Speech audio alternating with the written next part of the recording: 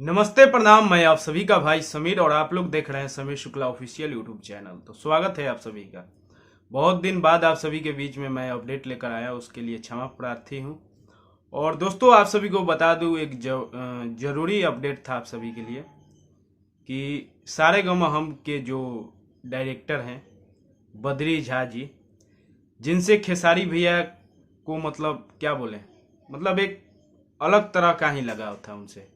और मुझे जहाँ तक पता चला है कि वो सारेगामा हम को छोड़ चुके हैं। तो इस बात में कहाँ तक सच्चाई है मैं आप सभी को बताऊंगा इस वीडियो में।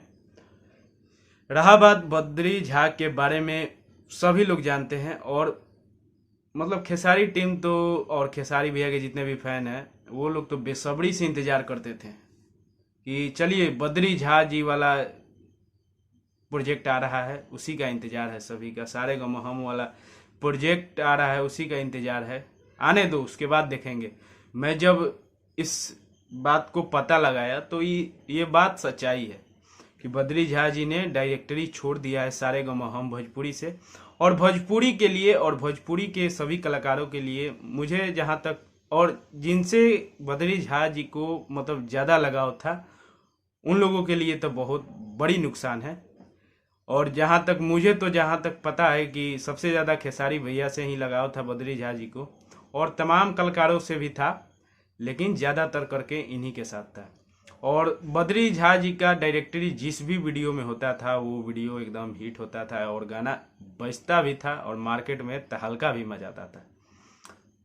खेसारी भैया हो या पावर स्टार पवन सिंह जी हो या नीलकमल हो, बहुत सारे स्टार हैं, अरविंद अकेला कल्लू हो, इन लोगों के साथ बद्री झा जी मतलब जो डायरेक्टरी करते थे, मतलब क्या बोले, जो भी गाना आया है, नाचरे पतर की नागिन जैसन, तो नथुनिया, ये सब जितना गाना आया है, बहुत सारे गाने हैं और बहुत ऐसे कलाकारों के गाने हैं, सभी के गाने बजे हैं मार्केट में।